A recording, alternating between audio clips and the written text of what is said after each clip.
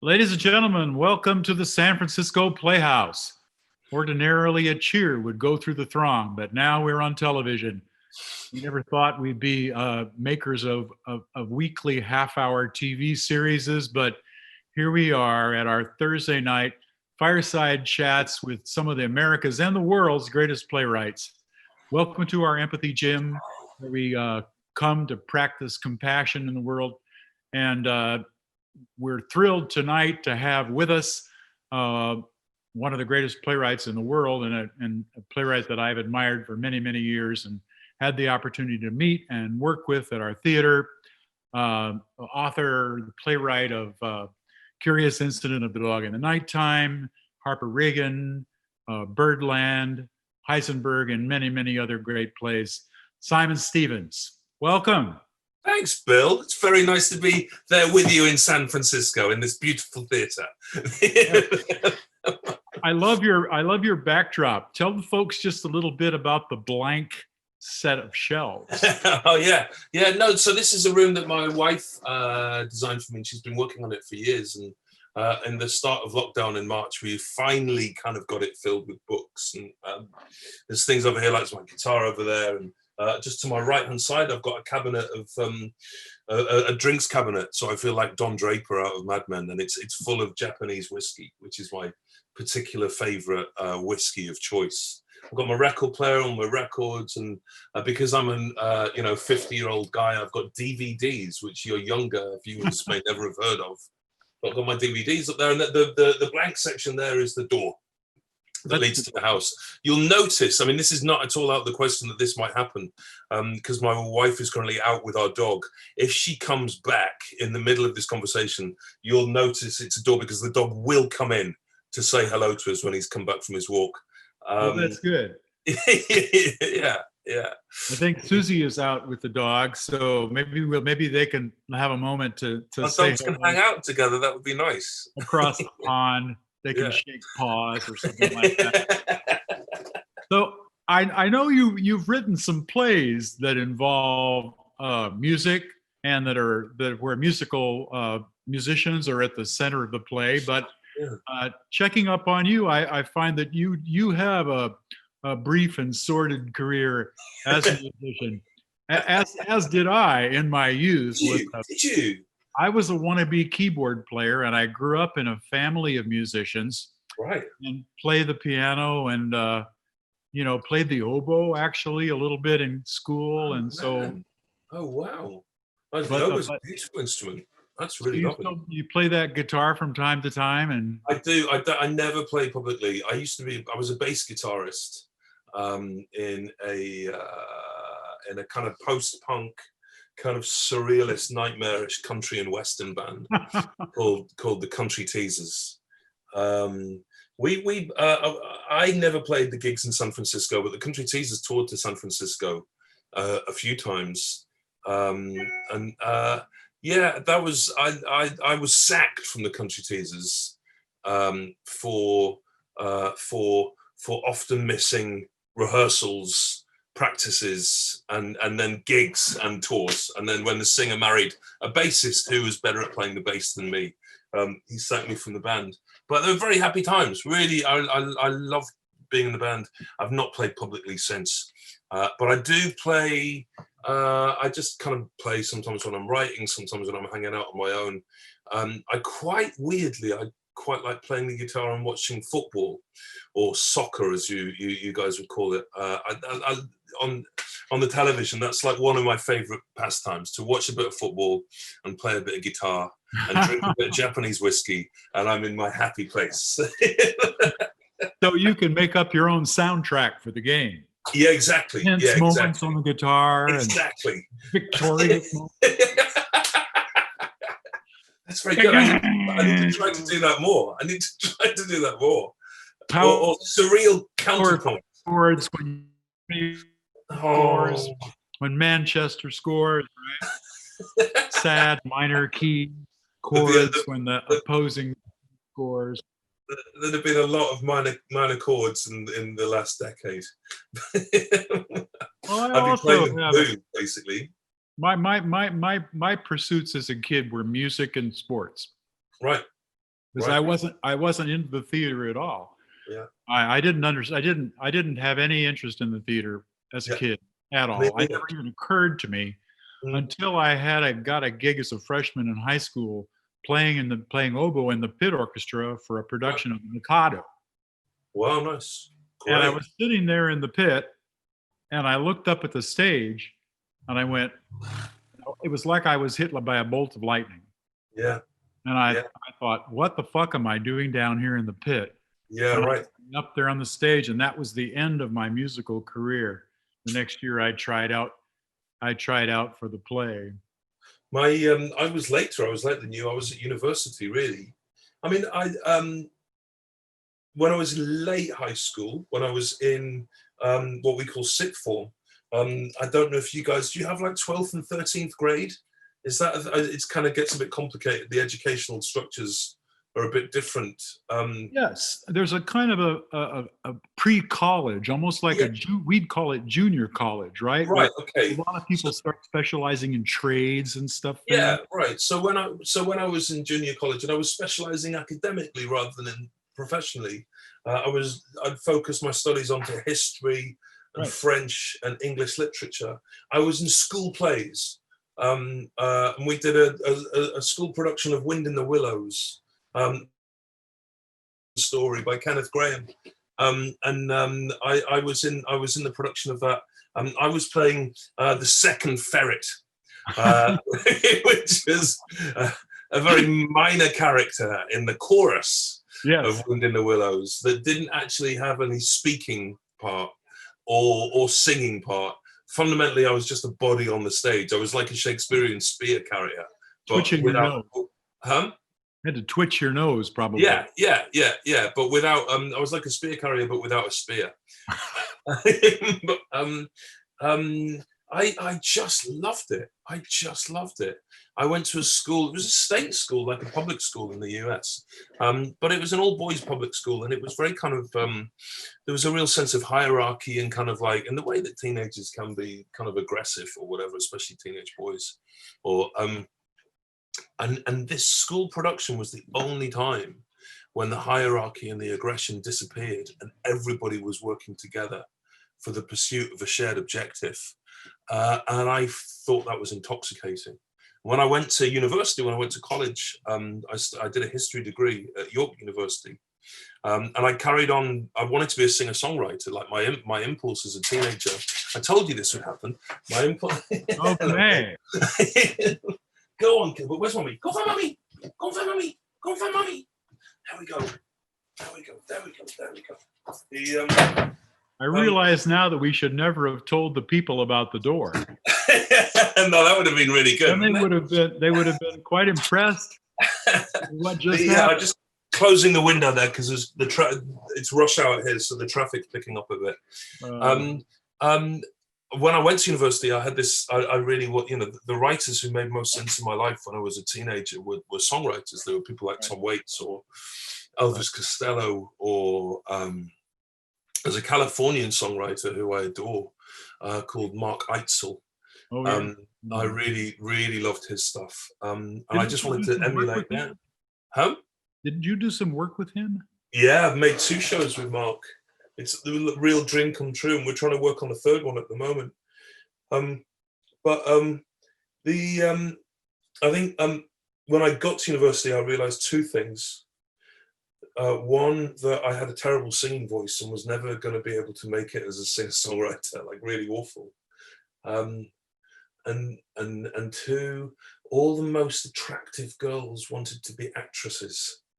So in a terrible and misguided and pathetic and ultimately entirely fruitless attempt to meet these beautiful girls, I went to watch them in their student productions of like The Real Inspector Hound and Miss Julie. And the productions were terrible, really.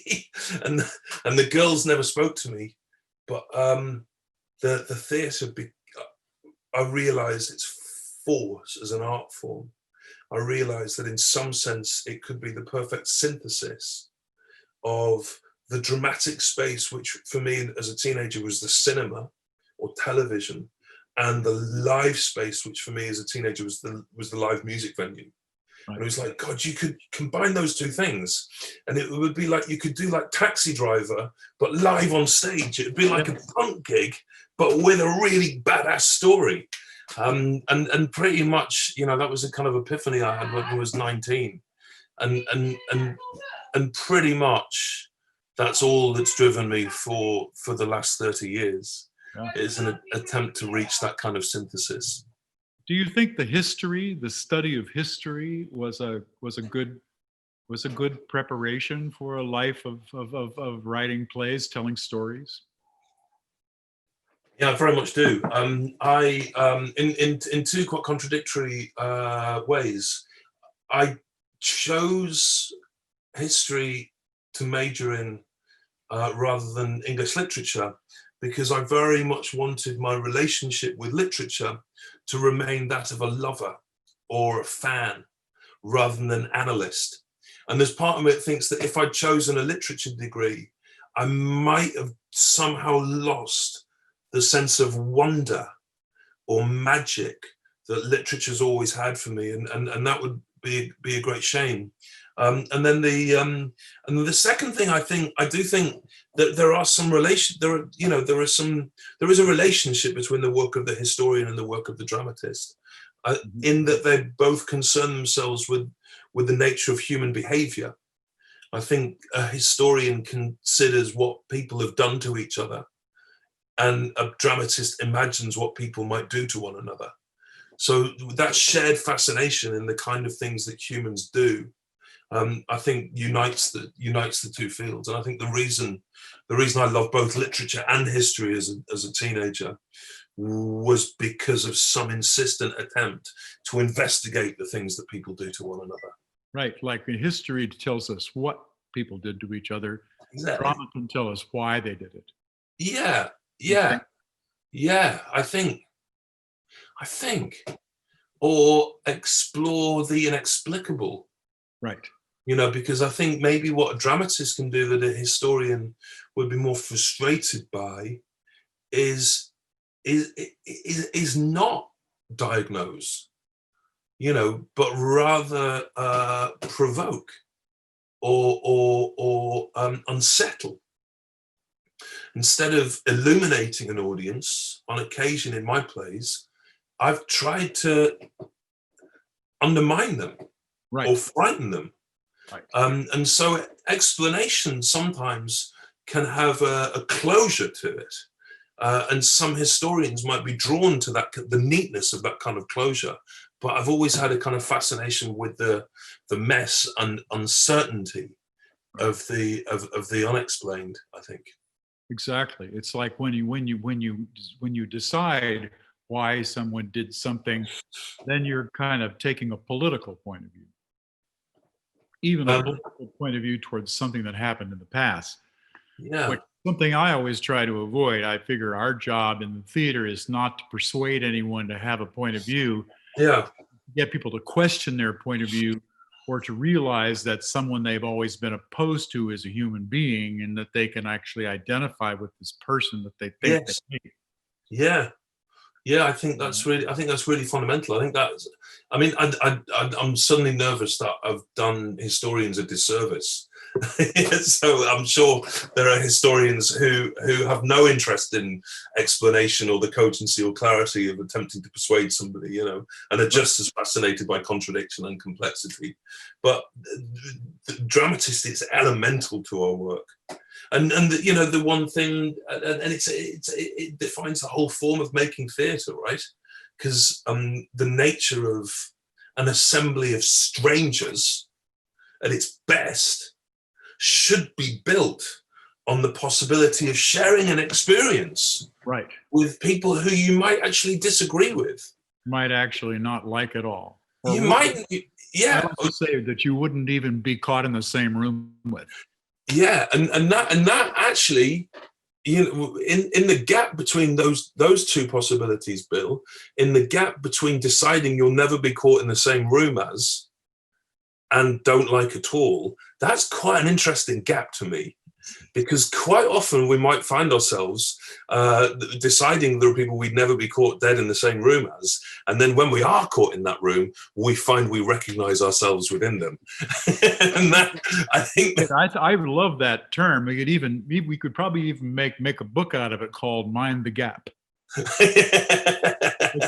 an image in Harper Regan, right? Harper talks in Harper Regan about her instinct to stick her finger in her father's wound and kind of wriggle it around a bit. And I do think there's something of that which is kind of a metaphor for my mind. I just kind of want to stick my mind in the wounds that I see and kind of wriggle it around a little bit and explore what's in there. But to fill that gap is the purpose of theater. To fill that gap between what we think of someone and the point of actually understanding that someone. Yeah. That's what we are trying to fill. Yeah. I love that. I've forgotten that line about sticking her finger in the wound, but I identify with that because I grew up in a household with two very, very damaged parents. They both suffered tremendous losses in their early years and had responded to those losses with the typical, we think of it as that Puritan American stoicism. Right. And it's a frontier thing too. It's a defense. You've got to conquer land. You got no time for emotions or feelings. Sure. So we're very blank, and I could feel this pain, thundering along under their skin. That I couldn't get them to be real with me, and so I poke and jab and get them to rage and scream at me and be, open them up. I'm dying to open up that wound. That's, I think, why I responded so much to Sam Shepard's early work. I think that's what he was doing. He was trying to open the wound behind that, American middle class facade. I think that's really profound in his work. I'm thinking about other gaps in theatre that I cherish in the investigation or exploration of spaces. Something that the English playwright Edward Bond said to me when he was talking about the importance of the dramatist's work. He said that the function of the dramatist is to explore the gap between what is legal and what is just. And that's a historical function of drama since the time of the Greeks. When there is something that is the law and the law is not just, that's when the dramatist steps in to explore that difference. It's great, right? It's interesting because I've always said, no, I don't do political theater because I'm not interested in persuading someone to have a point of view. I'm interested in getting somebody to entertain a point of view they thought they could never hold. But that's a political gesture, Bill, right? Right, it is. I guess it really is, especially when you put it that way. When you say between what is and what is just is the purpose of drama, and that puts the political imperative in a way which I can handle. Yeah, I would definitely think of myself as a political dramatist in the sense that I think every gesture is political. Every decision that we make in our life is a political decision. The decision of what shirt to buy, the decision of what guitar to buy, the decision of what phone to buy. These are all political decisions. Sometimes we're not aware of the political structures that underpin them, but just because we're not aware of them doesn't mean they're not there. I've never been like you. I've never really been interested in persuading an audience of a point of view, but the experience that I want to engender in my audience, which would be, I think our job is to change people. I think the people who come into the doors of our theatre, if they're not in some small way, tiny way, a different person when they leave the theatre, then we've not done our job properly.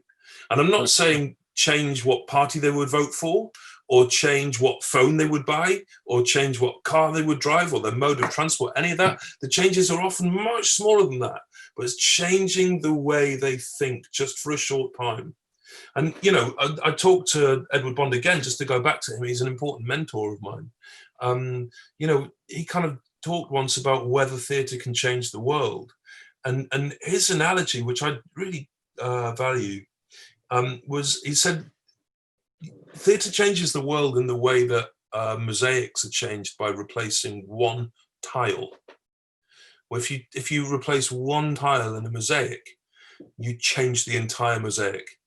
And we can't get people to change in fundamental ways, but we can change one tile in the mosaic of their sense of self. Right. And in that, we're changing them. And if we change one tile in the mosaic of the sense of self of one person, we're changing the world. Well, you know, that sounds like hope. I'm a really hopeful person. I think theatre's a hopeful art form. Me too. Theatre's innately hopeful, whatever the content of the play. And I've written, you know my plays, Bill, I've written some pretty dark plays. I mean, you know, Harper Regan, Heisenberg, and Curious Incident are the three that are most often done in the US. And to a degree, they're three of the more optimistic ones. There are some of my plays which have a savagery or a violence or in the narrative or characters a sense of despair that I think means they're rarely done in the US and much more likely to be done in Germany, for example, where they love all that stuff. Well, they do. A lot of your work is popular in Germany. Yeah, it has been for a while. I mean, I don't know whether it will stay so, but it has been. But what I was going to say was, however bleak the play, however dark the play, even a play as dark as Medea or dark as Macbeth, or you know, dark as Sarah Kane's Blasted, just the notion of the level of faith that goes into the collaboration necessary to make theatre, collaboration between a playwright and a director, collaboration between a director and actors and a director and the artistic team, and then all those people in their audience. The faith in that collaboration means that it's a fundamentally optimistic art form. And I'm an optimistic person. I think it's the only mature response to the world. It's the only mature response to the world is to be optimistic. It's different from being naive, but you know, I think the pessimistic perspective, I think, is more childish. You know, to see the world to be troubled. You know, you look at the skies of over Oregon in the past week, and you see that color, and you know that something's awry in the ecology. To react to that with despair is kind of like is like a teenager realizing that bad things happen to them, and they just and they reject it and decide never to fight. Unless you're an idiot, if you look at those skies and you go, right, what are we going to do? What are we going to do? Let's go to work. Let's sort this stuff out. That's the mature, that's the adult in the room, I think. Yeah, I think pessimism can be a way of just withdrawing and not assuming any responsibility for the future. It's a hope and optimism inevitably pull you into action. They pull you into doing. I agree. I noticed that you, in part of your biography that I read, that you come from a family of teachers. So do I. Everyone in my family, both of my parents and my two younger brothers have been lifelong teachers, career teachers. And I ran from the profession like a screaming banshee trying to get out of hell, you know. And I wonder whether you ever felt drawn to teach yet I teach constantly, right? Because I'm training actors and directors and designers. I was a school teacher. I worked as a school teacher. I trained as a school teacher and worked as a school teacher for 2 years in Dagenham in Essex, which is a predominantly working class part of East London, in quite a hardcore public school. Quite a volatile place. I worked there for 2 years before I was offered the residency at the Royal Court Theatre. And I would say I'm still a teacher. I teach at the moment. I'm a professor at the Manchester Metropolitan University. I teach workshops all around the world in playwriting. But I think the profound relationships between teaching and making theatre. I think both gestures, the gesture of teaching and the gesture of making theatre, are built on that kind of optimism that we talked about. They're predicated on the idea that it is possible to make humans better than they are. You know, a teacher stands in front of a class of 13-year-olds who don't appear to have any interest in symbolism in poetry. And if they're any good, they kindle the fact that actually maybe there's something in that. You know, that's good teaching. And a good theatre maker will kindle the potential of of her or his audience. Right. And it's because we were a fledgling theater, you know, and we're no longer a fledgling theater, but we're still on the small side of big theaters, you know, because you don't have access to the best sound designers and the best lighting designers, and you're pulling new people out of the universities, and then they spend 4 years with you and get training and move on. So I've constantly been in the process of nurturing young talent. Right. I find it just vastly rewarding as well. Yeah, I think I really, really love it. You can light a little fire inside them. One more question. I notice you've done. I know that obviously you've adapted the novel, The Curious Incident, but you've also adapted some plays. Dollhouse, Seagull. Yeah, and I wondered. It's obviously you enjoy that process. Yeah. And I wondered how that informs your work as an artist. We did a wonderful adaptation of The Seagull by Aaron Posner called Stupid Fucking Bird. Yeah, right. I don't know Posner's play. I've heard about that play. I think there's an attempt. It was going to be produced in London just before the lockdown. I think maybe that's true. It's a wonderful. It's an affectionate. Yeah. It's an affectionate adaptation. Yeah, I do. I mean, two kind of slightly different types of things. When I do an English language version of a play that was originally written in another language, what I tend to do is to stay very faithful to the literal or accurate translation of that play. And that I've when I'm doing something like A Doll's House or like The Seagull, or I've done about 7 or 8. I did Threaten the Opera, Brecht and Weil's Threaten the Opera for the National Theatre. I've done The Cherry Orchard as well. And anyway, when I'm doing that work, my impulse from my perspective is always to try and make the language as alive and contemporary and kinetic and energized as possible. So it's fundamentally linguistic work. And it's just about staying true to the literal translation. I've not worked from a play where I can speak the language I'm translating from. I've conversational French, but I don't think I could do a version of a Molière or anything. And then there are other things where I will take the template of a play and then build an original play around that template. So Birdland is taken from the template of Brecht's Baal.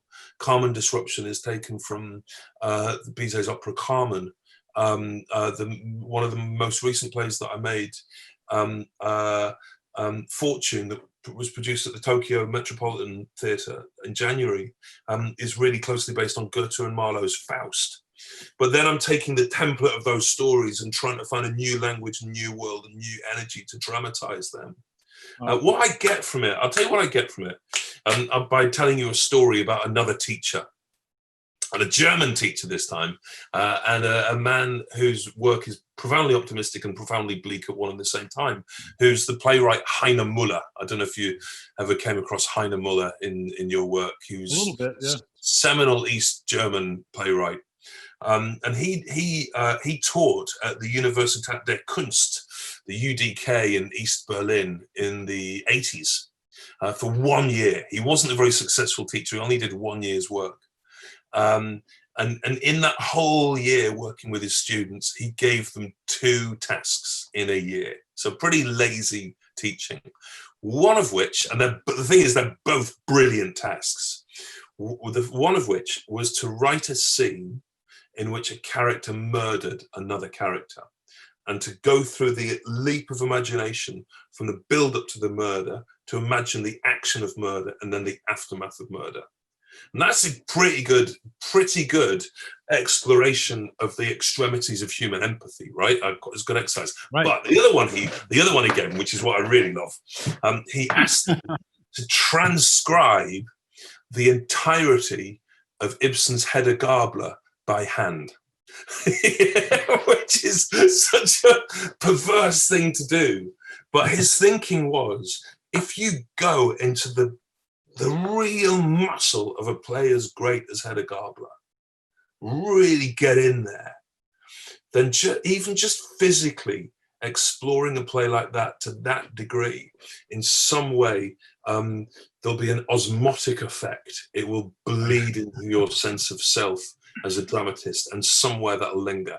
So for you as a director, you get to explore the imagination of Chekhov, or the imagination of Will Eno, or the imagination of Annie Baker, or the imagination of Simon Stephens. But playwrights only get to live in their own imaginations, and they can be limited and lonely places unless you get to do something like that. And so for me to spend a bit of time in the mind of Bertolt Brecht, or the mind of Henrik Ibsen, or the mind of Anton Chekhov, just feels like the greatest of privileges.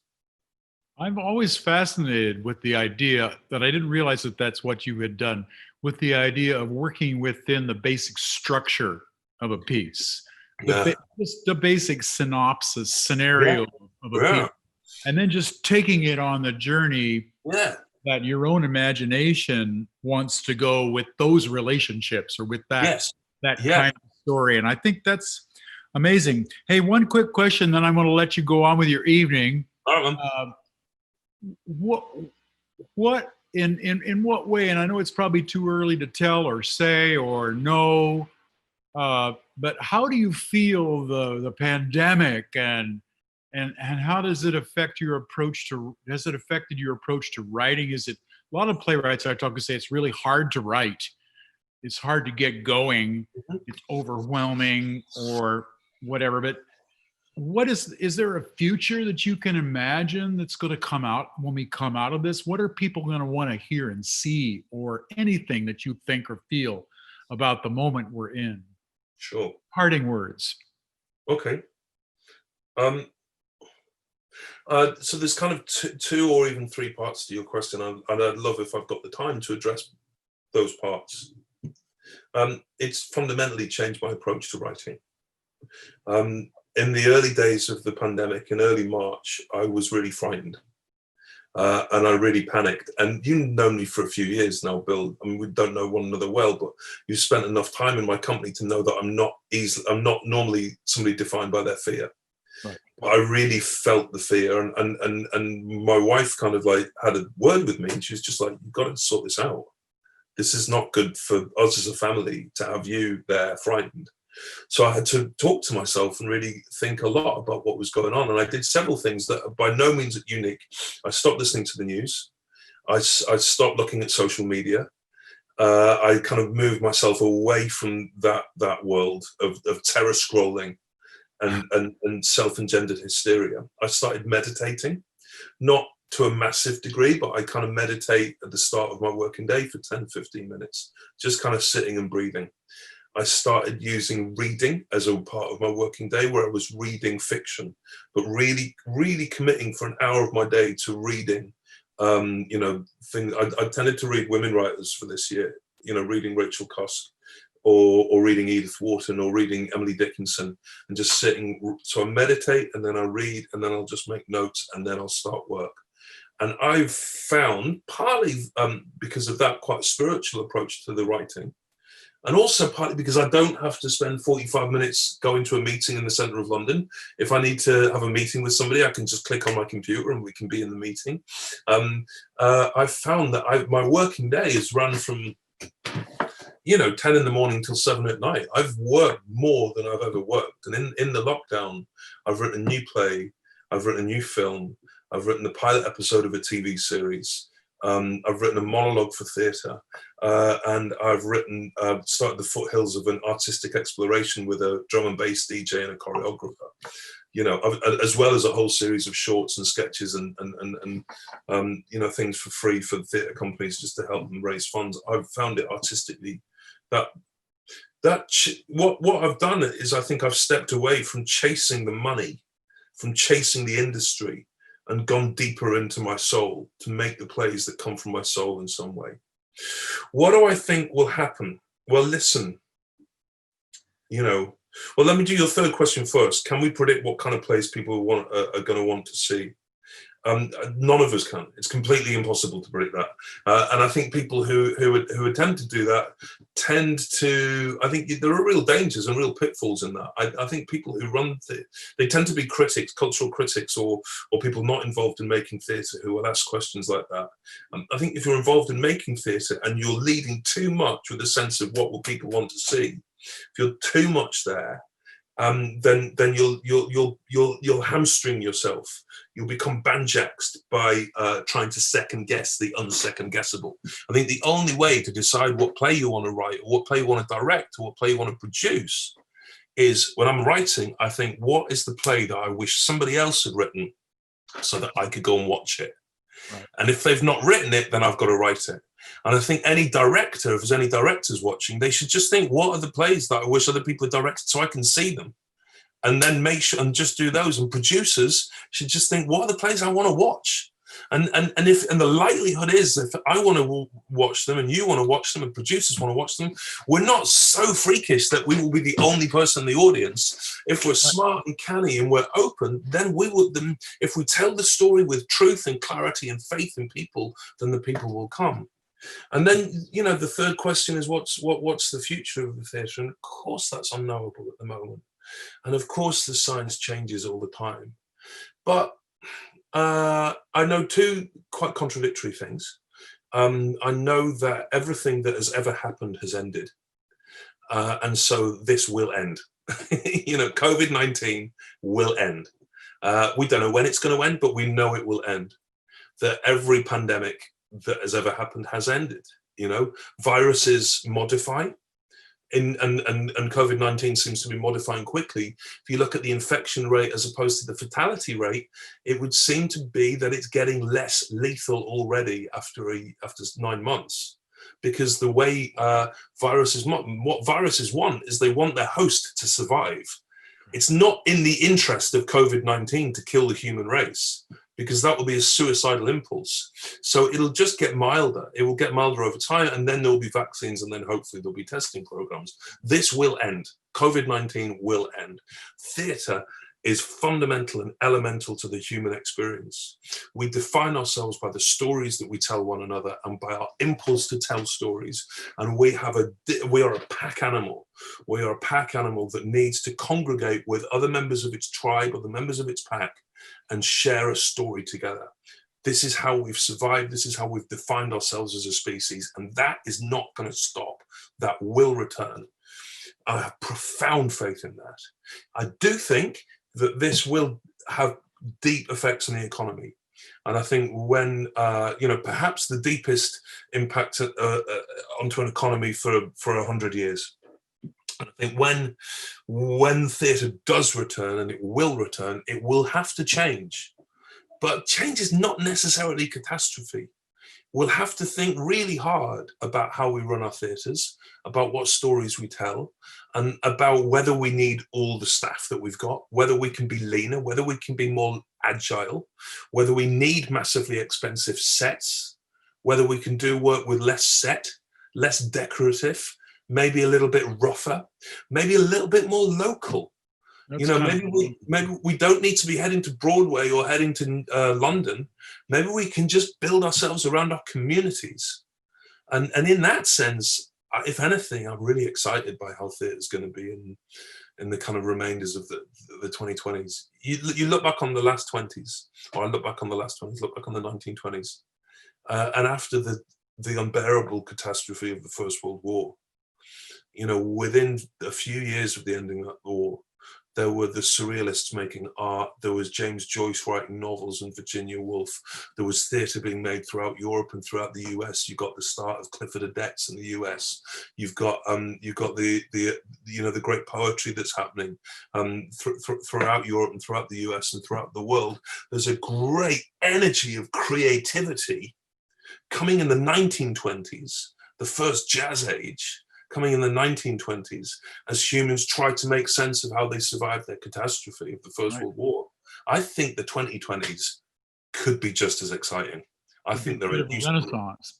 Yeah, I think we could have the second jazz age. That's helpful. Simon, I apologize for asking you 3 questions in the final question. You answered them so beautifully. I just feel so inspired by Oh, good, man. everything you say, and I'm so grateful to you for talking to the people here Yes. in San Francisco about theater. I think they're just really enjoying hearing what you have to say, and I'm so grateful to you for doing this and for bringing your dog in to say hello. And I wish I could be at a fly on the wall when you were playing your Gretsch to a football game someday in a play or not in a play. Thank you so much. And Such thanks a great pleasure, Bill. to our Fireside Chats. This one with the amazing Simon Stephens. What a pleasure. What a joy. Thank you. And we'll see you again next week. Thanks so much.